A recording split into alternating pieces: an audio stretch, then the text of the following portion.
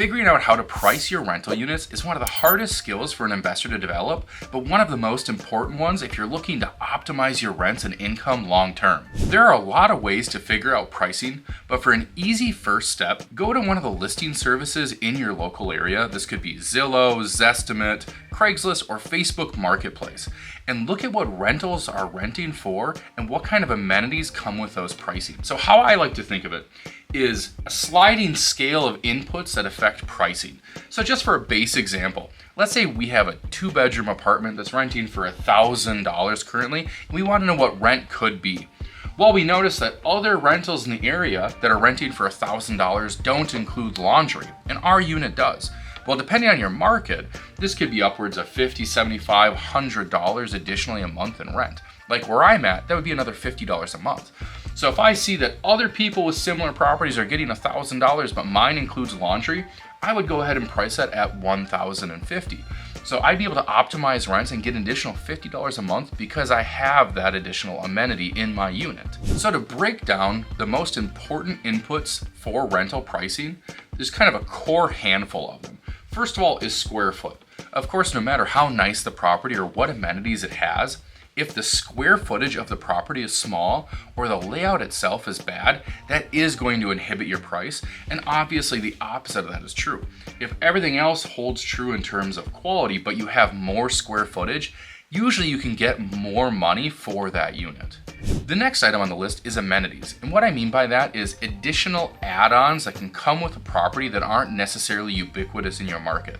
This can be things like off-street parking, a forced air furnace instead of electric heat, an AC unit, an in-unit washer dryer, a yard, or a deck on the back of the property with a view. The next item on the list is location. And now this can affect pricing in a lot of different ways, and depending on your city, this may or may not affect pricing. I know for me locally, I have a bunch of college rentals, so obviously the closer to either A, campus, or B, the downtown area, that actually gives us a boost in pricing, opposed to if it was way across town, that would potentially hinder pricing.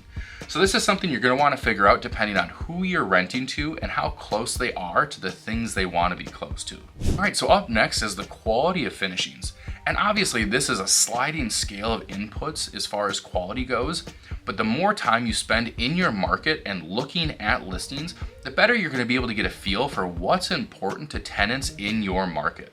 For example, a new kitchen can be worth a lot of money depending on the clientele you're renting to, opposed to some people don't care about new kitchens and simply want more square footage.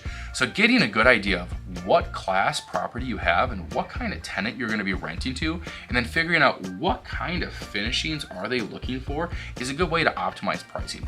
I know us, for example, we prioritize new flooring and new paint over everything so things look clean and concise, and new kitchens and new bathrooms don't generate a lot of additional rent for us in our units, so we usually don't put them in. But this is going to be one of the things that come with doing a lot of reps underwriting units when looking on these listing services to figure out what people are paying for certain things. The last item on the list is what is included with the rent. And what I mean by that is, are there additional costs that come with renting beyond the actual rent payment itself?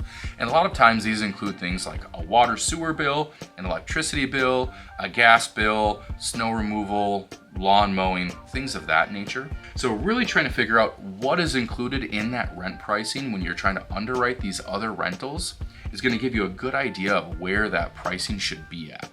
So to go back to our example of rent being a sliding scale of inputs that affect pricing, I'll use a couple examples from my local market to give you an idea of how this pricing can change. So for example, we have a couple 2-bedrooms that rent for $1,000 a month. Well, we have a couple other 2-bedrooms that don't include utilities, so the tenants pay them themselves. Well, instead of getting the $1,000 a month we are in the other units where utilities are included, we're actually only getting about $900 because the tenants know and we know that utilities end up around $100 a month on average. So that affects that cost input. But then on the other side, we also have a couple 2-bedrooms that are really big, an additional 200 to 300 square foot.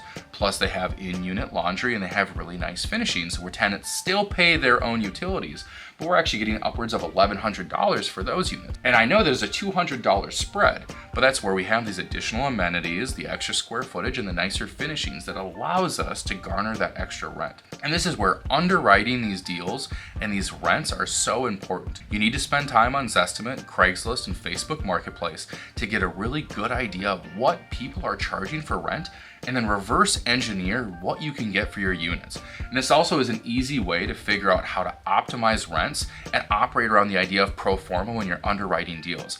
If you're looking at a place that's only getting $900 a month for a 2-bedroom, and based off of the underwriting you've done, you know that you can get $1,050 a month for those units, that's a $150 lift with little to no work. And this is why understanding these rent dynamics is so important, and it just comes with a lot of reps and a lot of time spent looking at what these inputs result in terms of rent rolls. So go get on your local listing services, start looking at rent rates, figure out what your market rates are, so that next time it comes to trying to figure out what a unit could rent for, you'll know exactly what the numbers are.